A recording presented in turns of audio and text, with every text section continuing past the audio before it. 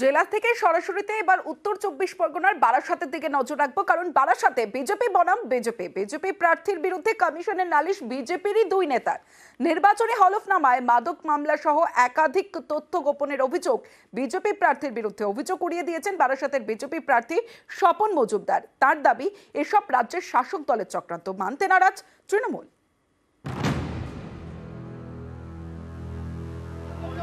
স্বপন মজুমদার বারাসাত লোকসভা কেন্দ্রের বিজেপি প্রার্থী। তিনি আবার মাদক পাচার মামলায় অভিযুক্ত।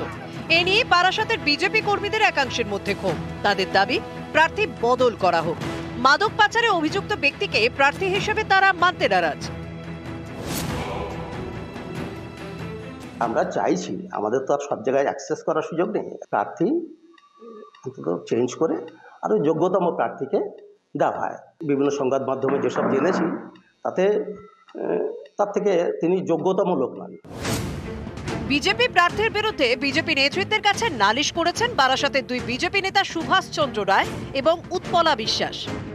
পাশাপাশি কমিশনেও তারা চিঠি দিয়েছেন। তাদের দাবি, 21-এর ভোটের নির্বাচনী হলফনামায় মাদক মামলা সম্পর্কিত বিভিন্ন তথ্য গোপন করে থাকতে পারেন স্বপন মজুমদার। বিষয়টি খতিয়ে দেখুক কমিশন। স্বপন মজুমদারের শিক্ষাগত যোগ্যতা এবং সম্পত্তি সংক্রান্ত তথ্য খতিয়ে দেখার আবেদন করেছেন বারাসাতের দুই বিজেপি নেতা। টিএমসির পক্ষ থেকে করা হচ্ছে, যাদেরকে দিয়ে করানো হয়েছে পয়সার প্রবলন মাল খাইয়ে টিএমসির পক্ষ থেকে করানো হচ্ছে। কার্যকর্তা এগুলো করতে পারে না। ক্যান্ডিডেট পরিবর্তন করবে কিসের জন্য? আমি কি বিজেপি থেকে আসিনি, না বিজেপি করি না, আমি একজন সিটিং এমএলএ। টিএমসির এই নোংরামি মানুষ খাবে না, আর খাচ্ছে না। আসল ঘটনা উনি কি অস্বীকার করতে পারেন যে তিনি একটা ড্রাগ ডিলার? তিনি মাদক মামলায় তার জেল হয়েছিল আসামে। অভিযোগটা তো হচ্ছে বিজেপির কার্যকর্তাদের। আজকে উত্তর দিতে গেলে তৃণমূলের ঘাড়ে দোষ চাপিয়ে পার পাবেন না।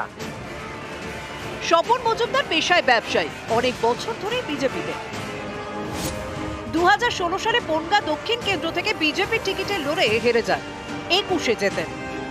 মাদক মামলায় 2017 সালে অসমে তাকে গ্রেপ্তার করে পুলিশ। এবার লোকসভা ভোটে লড়বেন স্বপন মজুমদার বারাসাত কেন্দ্র থেকে, কিন্তু তার কেন্দ্রের বিজেপি কর্মীদের একাংশ তাকে প্রার্থী হিসেবে মানতে নারাজ। সম্প্রতি তার বিরুদ্ধে বারাসাতেও পোস্টার পড়ে। এবার স্বপন মজুমদারের বিরুদ্ধে দলের কাছে এবং কমিশনের নালিশ বারাসাতেরই দুই বিজেপি নেতার। 17 লক্ষ ভোটার, আর তার মধ্যে 2 জন কর্মী যদি কিছু একটা বলে, তো বিজেপিতেও এরকম 2 একজন থাকতে পারে যারা বিক্রি হয়ে যায়, যাদের মস্তিষ্ক সমস্যা থাকতেই পারে। এই নিয়ে ছোট ছোট ব্যাপার, এগুলো আমরা ভাবি না, না কোনো গোষ্ঠীকন্দল নেই। দেখুন, এরা নোংরা রাজনীতি হচ্ছে। স্বপন মজুমদারের জবাব দিয়ে দিয়েছে। ওটা পরবর্তী সময় উনি নির্দোষ এই বিষয়ে প্রমাণিত হয়ে গিয়ে ওখান থেকে ছাড়া পেয়ে গেছেন আসাম থেকে। নিউজ 18 বাংলা।